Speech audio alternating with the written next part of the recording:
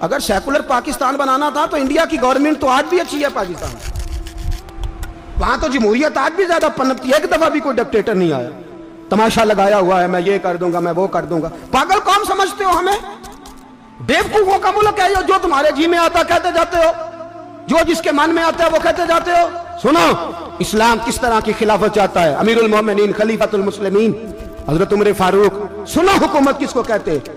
حضرت عمر گزر رہے، فجر کی نماز کے بعد 2 گلیاں رہ گئی ہیں، آج پورا نہیں ہو سکا آپ کا دورہ جو رات کو نقاب پہن کے 2 گلیاں رہ گئیں تو نقاب اوڑھ کے ہی فجر کے بعد نکل گئے۔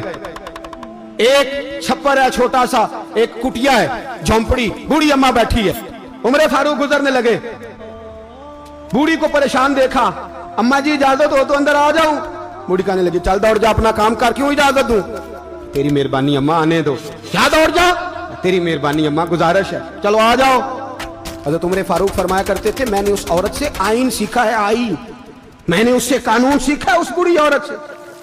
اندر آ گئے عمر فاروق، اماں کیا پریشانی ہے، کیا بات؟ اماں کہنے لگی خامد انتقال کر گیا، اولاد اللہ نے دی کوئی نہیں، میں غریب ہوں، 3 دن سے روٹی نہیں کھائی، 25 دینار کا قرضہ چڑھ گیا ہے، مجھے عمر فاروق سے بڑی شکایت ہے، اس نے میرا حال ہی نہیں پوچھا۔ حضرت عمر کہتے تھے مجھے اس نے دستور اور آئین سکھایا، کہنے لگے شکوہ ہے، عمر آیا ہی نہیں۔ حضرت عمر کہنے لگے اماں، عمر کو کیا پتا کہ تو اس حال میں ہے، اماں دستور بیان کرتی ہے، اماں جمہوریت کا اعلان کرتی ہے، کہتی ہے نہیں پتا عمر کو، تو عمر سے کہو چھوڑ دے حکومت، اس کے حوالے کرے جو خبر رکھ سکتا ہے، نہ ادھر ادھر کی تو بات کر، یہ بتا کہ قافلہ کیوں لٹا، مجھے رہزنوں سے غرض نہیں، تیری رہبری کا سوال ہے، عمر سے کہو چھوڑے حکومت، اس کو دے جو پتہ رکھ سکتا ہے۔ حضرت سیدنا نافع فرماتے ہیں جس کے سامنے کسریٰ اور روم کے بادشاہ کانپا کرتے تھے، میں نے اس عمر کو بوڑھی اماں کے سامنے کانپتے ہوئے دیکھا ہے۔ راشا طاری ہے عمر فاروق کا۔ دوڑے گئے، 25 دینار لائے، راشن رکھ کے لائے، روٹیاں پکائیں، بوڑھی اماں کو کھلائیں، کہنے لگے اماں 25 دینار لے لے اور چل، غلطی ہو گئی، عمر کو معاف کر دے۔ اماں بول کے کہنے لگی میں نہیں معاف کرتی، میں تو پکا پھل لوں، بس گرنے والی ہوں، ایک دفعہ قبر میں جا لینے دے، میرے رسول آئیں گے تو میں عمر کی شکایت کروں۔ فرمایا میں شکایت کروں گی محبوب پاک سے اور عرض کروں گی حضور اسے پوچھ، اس کو نگران بنایا گیا، اس نے مجھ بیوہ اور لوارث کی خبر ہی نہیں لی۔ یہ ہے آئین اسلام، یہ ہے دستور مصطفیٰ کریم صلی اللہ علیہ وسلم۔ یہاں کتنے غریب بھوکے سوتے ہیں، کتنوں کے بچے روز اغوا ہوتے ہیں، کتنی مصیبتیں، گورنمنٹ کہتی ہے کچھ بھی نہیں کچھ بھی نہیں کچھ بھی نہیں، افواہ ہے افواہ ہے، افواہ ہے تو اس کا علاج کیوں نہیں ہوتا؟ آپ میدان میں سرے عام آ کے اس کا اعلان کیوں نہیں کرتے؟